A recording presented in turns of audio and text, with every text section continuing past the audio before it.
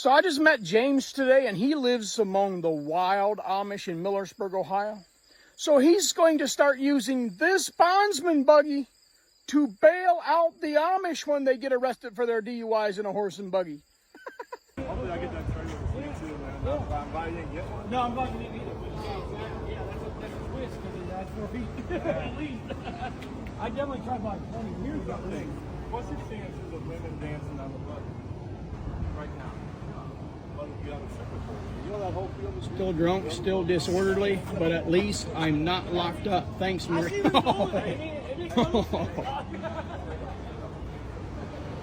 then here's the motor. It's motorized. It's not horse driven.